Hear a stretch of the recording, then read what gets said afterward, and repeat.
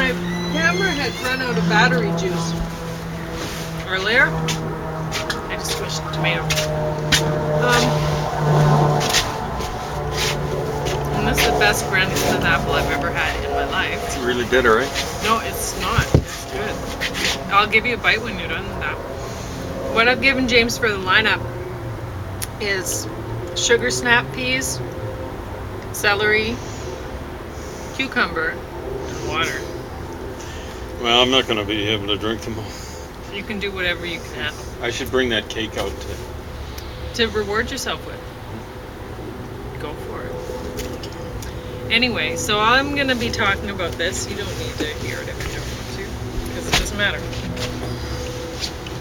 So, I was talking about Bon Appetit by Deborah Robertson when the camera cut out earlier.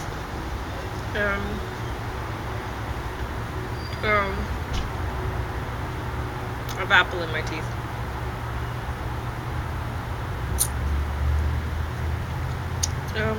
I think I was talking about how she cooks for her dog and for herself. They eat together, which is nice, and I think it's a good idea. When a dog mom knows which things aren't healthy for her dog and just cooks the things separately that she wants to eat for herself and then just adds it afterwards to the meal, then that's awesome. And then you're having dinner at the same time, and which the dogs like to do anyway. Whenever I'm even just cooking, when I start cooking, they start eating. But when we're eating, they want to eat. So, I mean, they're part of family. Families should eat together, right? It's healthy. And I would do more of that for the deck dinners, but they're really noisy when they get out here. They really like being on the deck. They get very excited, and they're not well behaved out here.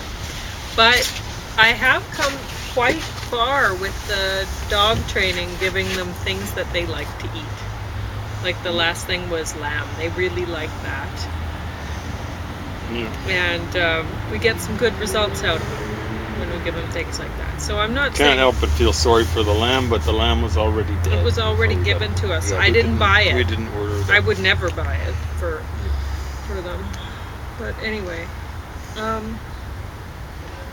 have bought a lot of chicken meat for them, which I feel bad about too, because I like chicken. Chickens are pretty good people, unless they turn cannibalistic, and then they're pretty sometimes disgusting. they go crazy. I mean, This is true. sometimes people have been known to.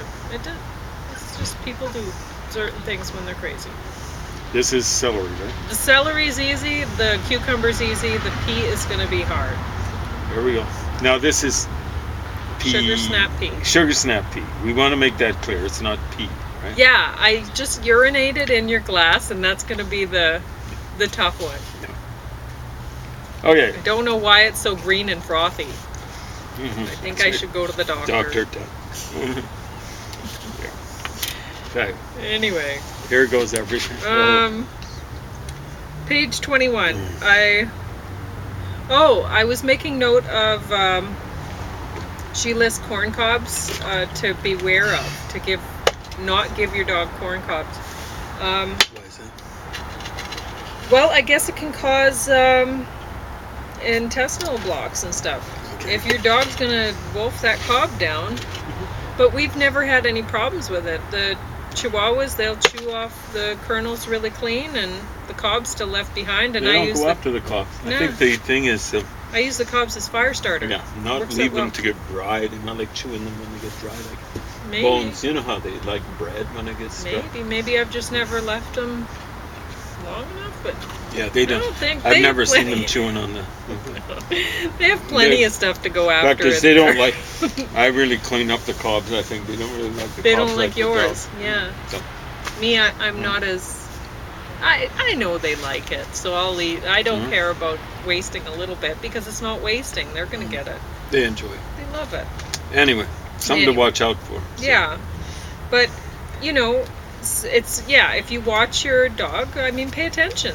Whether if they're chowing that whole sucker down, well, you better be on that, you know. And I think, you know, a lot of puppies, you might have to worry about puppies. They do some silly things. And always have a good treat on hand to trade. And it could be a toy. That's a good idea. Yeah. If you just always, if you have a puppy around, you always need to have something right there to trade. So food, something that they love. Toy, $100 bill. Would that work? Yeah. Okay, there we go. Because if you trade, then they don't feel bad about it. You know, Yeah. if you just take the thing away, then they're like, Well, it's why'd hard you to do take that? it away. So. And it's hard. They'll try to hide it. They'll try to run with it, and then how do you get them? Sometimes they try to hide in their stomach really quickly. Yeah. So just trade, and then they'll get used to, oh, well, I'm getting something awesome anyway, so I don't mind giving this up. But she didn't mention that. That's just something I've noticed. She mentioned avocados sometimes can cause vomiting and diarrhea in some dogs. And that's good to know. Because a lot of the time I'll have avocado in the compost bin. And I was going to say tornado. Elvis will run off with the avocado skin. Nothing bad has happened to him. But maybe just he's not one of, like she said, some dogs. Maybe. Yeah. But he doesn't do anything with it anyway. Raccoons are attracted to them, but they must know that they're not good for them. They haven't eaten the pits. They They don't pull eat them out of the pot. Yeah, they're fascinated, right? Yeah. They're too sharp. Raccoons are. So Except anyway, when you put them on the road in the middle of the night. Page 30, I love the banana smoothie idea. But some dogs I've heard are keen on bananas. The ones we have, or that we've been feeding. They look don't at seem you to be. as though you're a sack of hammers. Or Yeah. do they do that with you? They don't like They the just banana. go, what the? But like, get that out of my face. These guys, they love carrots. They all Yes, they do. Big carrots. Yeah. You'd think they were Bugs Bunny or something. Yeah. Well, I have to slice them up. So I peel them, and they don't like the peels too much. But if they're a sweet organic carrot that, you know, fresh out of the garden, they like that peel. But I don't know what's with the other peels. I don't know. They don't like them. You'd think they'd find them refreshing, you know, like fresh out of the fridge. But if they've been sitting around for a while, no, they do like them fresh, don't they? The carrots. Yeah. Yes. Because I think it's like, It's the- you know, like invigorating, like when they get in your mouth. I don't know. But the dog treats that I make, a lot of the time I'll make them and they'll go, Yeah. And then I think, oh, well, I tried really hard and that's a lot of peanut butter in there. Yeah. But They do like peanut butter. they love I'm peanut sorry. butter. And she mentioned xylitol in here, and it's, yeah, you got to beware of that. But Our oldest dog, Paris, the only time she ever got tubby. yeah. James was caring for her, and he just Pauline was feed her working up peanut in butter Grand right Prairie. out I of the came container down here on his finger. to take care of the houses. And I It's just, cute. yeah, well, what I do is I start off with just like one dollop of peanut butter. But Paris liked it so much, I end up like it wasn't 2 hands, but like a dollop of peanut butter in each hand. And Pauline, you were surprised when you got back That she down was there. a bit chubby. She was only a bit chubby. Oh, yeah, but that's she not her always nature was, to yeah. be chubby. But yeah, she really liked that peanut butter. And Yeah. you know, it wasn't as though I was spending a long time, with my hand dropping off, my arm dropping off while I was. Well, you I only like need this one stuff. hand to hold the book. No, I wouldn't do that because I like watching. Eat the peanut butter. I like watching dogs eat it. Yeah. Yeah, It's maybe even relaxing. more than you do. I don't know. Yep. But I like Elvis. He's good. Yeah. Yeah, you Very can see his cute. little bottom teeth. They look like little stubs.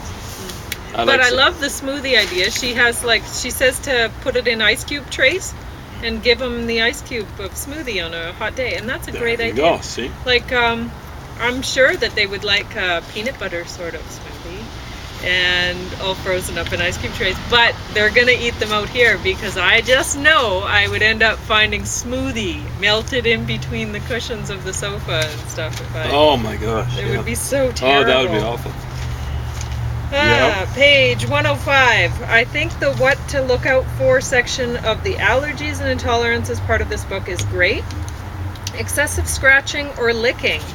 And Copper had that, and I don't remember what I was feeding him at the time, but it cleared up once I was giving him fish and stuff instead. So that was not so much what you were giving, but what you might not. Or maybe what I was not. I don't know, but also there's look out for rashes, runny nose, poor coat and excessive shedding, ear infections, vomit, diarrhea, abdominal pain, and flatulence. So that's our good. Chihuahuas are very, what did you say, opiate kind of flatulent? Yeah, I never know. I don't know. Every so occasionally they poop, but they're so small, they just don't make a sound. Poor Copper. He's a big 65-pounder. Yeah. And we didn't know what was happening. No, when he he'd go right? running. Yeah, it scared him. He was terrified. Who's that behind me? Yeah, exactly. It's like being jet propelled, Boop, and he's off. It's almost like a balloon, when you open it up, He was scared. Anyway, but he was easily scared. He was scared Yes. of thunder and lightning. Thunder. Yeah, well, he'd shake. Mhm. James would go take him down to the basement, because back then our backs were good, Yeah. and so we'd pack him down there, and Eventually, we didn't even have to do that. I'd sing to him, right? We'd cuddle with him, and I'd sing to him. What he's probably figured, man, oh man, I don't want him singing any more than necessary. I'm going to calm down. But it used to be you'd cuddle with him in the basement. I'd forgotten about that. Yeah. Yeah, he was He scared. was really scared. I used to Poor like guy. basements when I was scared of lightning and I was a kid. Yeah, maybe But Copper that's wasn't why a you kid. did it. I just knew, Yeah. try some He things out. seemed okay. But what he liked best was just cuddling with us, Yeah. between us, And then I'd sing to him. You should have sung to him. That would have been even better. Big trouble is he would have been getting scared of everything because you sing so well. So. Oh, so just to get me to sing, you think? Exactly. Yeah, the dogs love it when we sing to them. This is true. Yeah, even when I sing to them, they kind of listen. So, Yeah. but they really like it when you sing. Yeah, Elvis will start kissing me. This is true. Anyway, I found that most dogs develop problems with ground beef. So she's mentioned. It's not even developed. It's like right away, wouldn't you say? Yeah. Mhm. She has most common allergies as proteins, including meat, dairy, grains such as wheat or corn. And we found with ground beef, it can be like so well done it's burnt, and they're going to have problems with it. But I'm not sure it's actual meat. Like it could be some sort of junk that they're putting in ground beef because there's a lot of stuff in ground if you beef, right? think, It's more ground But- than it is beef. maybe. I've been told. But if you think about it, I mean, the cows are being fed the grains such as wheat. It might be corn, grain. Yeah. And I mean, you don't know, right? And You don't know. It's the best thing to is just what's give in them the a little bit grains, and- what's in the wheat and corn. Mhm. How, Yeah. like, I've wondered if we should avoid the foods that they're showing allergies to. I mean, dogs, they have a shorter lifespan than humans. They're smaller than. And I mean, they're way smaller. they're than us, smaller. right? And so if they're showing problems with these foods, then we should take note and go, maybe Could be. this isn't food anymore. Mm. Because a lot of food has been engineered, and you really don't know. Or filled with pesticides or something. You don't know what's in the stuff. But if you pay attention to what your dog's having troubles with, maybe it's worth considering, making recipes with your dog, and just you guys both avoid that stuff together, right? It makes sense to me. Mm-hmm. Yeah. But don't eat everything that they eat. No, but yeah, I don't. Dog food. They seem to like dog food. Some people eat dog food. Yeah. Anyway, page As a matter 22. of survival. Well, we haven't bought dog food for them in a long time. I've just been cooking for them. It's might be years. So Yeah, and they like what I cook. pretty well. Mm-hmm. So, page 22, vegetarian or vegan. My thought on this is a quote, vegetarian or vegan. My thought on this is that just because you can doesn't mean you should. You might be vegetarian or vegan, which is an informed decision you've made for yourself, but your dog doesn't have the capacity to make this choice. And if you do that on his behalf, you're imposing a diet that takes him away from his natural state. Dogs' teeth, jaws, and digestive systems have evolved to eat meat. And it's the kind and respectful thing to do to give them a diet that reflects that. Now, that's the end of the quote. And I've said a lot of nice things about this book, but this I'm going to comment on. 1, dogs aren't in their natural state. They have been domesticated over centuries, like us. Dogs are domesticated animals. 2, dogs have been domesticated alongside of humans because they have been eating what we eat. It is beneficial for both the dog and companion human to live in this way. 3, an informed decision in regards to diet acknowledges the fact that there are too many humans on the planet for everyone to continue to eat meat on a regular basis. We are currently raising domesticated livestock in a very inhumane, unkind, and unrespectful manner. Unhealthy. The meat production methods are irresponsible, antibiotic use, and pose a serious threat of large-scale population control, and I'm saying that in a nice way, of multiple species, not only humans, due to the rise of superbugs caused because humans won't cut back or eliminate meat from their diets and the diets of their companion species. The dogs in my life have always had some meat in their diets. I offer it mainly as treats or just mix a little in to make things like potato, oatmeal, or millet more palatable for me. They don't eat much of the stuff. The dogs in my life have always been mainly vegetarians because their digestive systems can handle eating vegetarian foods. They have no problems with baked potatoes. They eat a lot of them, and they love eating them. They also love eating carrots, which are also very affordable. Raising a vegetarian family is the kind, respectful, and informed thing to do. Raising a family that eats meat every day is not kind or respectful of the livestock which provided that meat, the planet that can't afford to produce it for greedy humans, the other humans who have to make do with less good quality protein because some humans are so greedy that they are taking more than their share, or even their own families, since they are putting their health at risk, death by superbug caused by their ignorant greed. Rather than Meatless Monday, switch to Meaty Monday and go vegetarian the rest of the week. It's not tough at all, especially for someone accustomed to cooking, as Deborah Robertson is. Rice and chicken used to be the #1 meal I made for my dogs over the years. I switched to mostly rice and salmon, since my husband eats salmon. My dogs eat a healthier diet with much more variety since I stopped feeding them meat every day. Now they mostly eat as I do. They don't seem to have any trouble with pea protein or lentils. They've always loved peanut butter.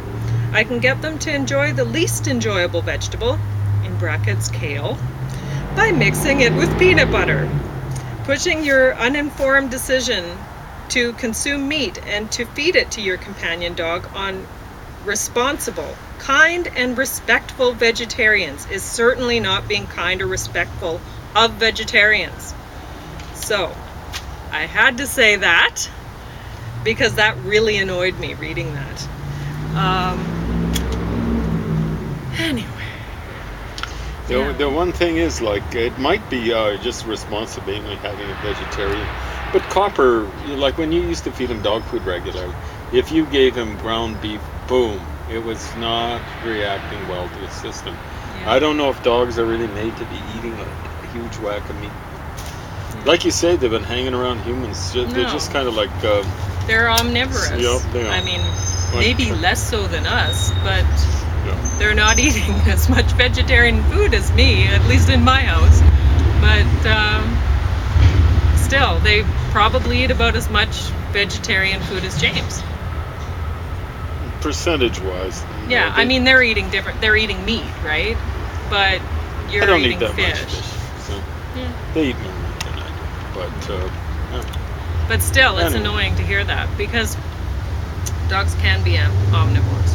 So There's certain foods that they just absolutely love, and I don't think it's bad for them, you know. Stuff like that. And There are she certain does. foods that are bad for them. She there's no uses doubt about it. quinoa and stuff in her cookbook, and she does feed them a lot of vegetarian foods too. So I'm just saying that I didn't enjoy reading that part. Yeah, the thing you got to watch is they've got sweet teeth.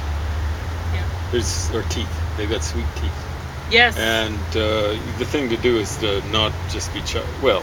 The thing to do is not to eat too many sweets, so you're not tempted to feed this stuff to them. No, So I wouldn't was be good. surprised that she put in her smoothie recipe, I think she put honey in there, and I don't see why. Like, Well, what was that banana's going really with? sweet anyway. And then she was Yeah, sticking I the don't honey know. in. I don't understand it. But anyway, I put this up to just show that I did prefer this recipe book to this one. This one's a vegan recipe book, and it wasn't worth. I feel sorry for the library for having bought it because it's not very good. A lot of pictures in it. Well, there's just a lot of really things that don't need a recipe, or things that everybody already knows how to make or should. Sometimes I like these DK books. Okay. Sometimes they have like little encyclopedias, like pictorial encyclopedias. But sometimes, yeah, I see big picture. But that's kind of the way things go now, right? Big picture and whatever. Very big pictures. So where does this DK stuff from? I guess England a lot or of people like or that. Germany? Pictures. No, I'm looking. Should be looking in the back. So it's Penguin Random House, but the DK comes from. But yeah, I would recommend this book, even though there's not very many recipes in there. They're believably good for your dog. Now, I did mark one page, and I'm glad I did, because that flag made me realize, I wanted to talk about something else. So I'm here on page 36, turkey and quinoa meatballs, which sounds like a good idea. I think they'd probably like it. But one, she puts optional 2 teaspoons of ground flax seeds in there, and she's already using eggs in this recipe book, so why not just put eggs in your meatballs? And because one, I don't think it's a good idea to be. She has her oven 400 degrees Celsius. Fahrenheit. Anyway, Celsius, that'd be pretty hot. But anyway. You had me wondering. I know that. Yeah. But you probably don't want to cook your flax seeds at 400 degrees Celsius or Fahrenheit. I might have a fire and. Yeah. Okay. So anyway, yeah, I think they'd probably enjoy this, and but I mean, they'd enjoy it with peanut butter instead of the turkey. But yeah, I might make some salmon meatballs for them. I made salmon meatballs, but I haven't gotten them to like quinoa, so maybe if I hide it in with the salmon, and I mean, I'm going to use kale instead of spinach because it's kale season. So Boy, is it ever. boys it ever. No one wants the kale. Just But us. yeah, that recipe's really simple for the meatballs, and I don't know. But yeah, it'd be decent. I can't imagine they would hold together very well as the recipe is laid out, because quinoa isn't sticky. So it's not like rice. If you made that with rice, they'd stick together. Quinoa, though, no. So even I've had trouble with making patties with quinoa,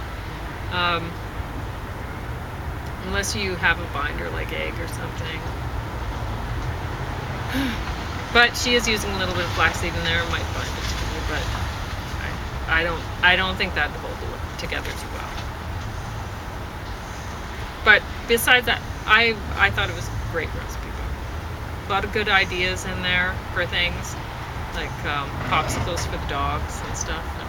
you know, things they'd actually like. So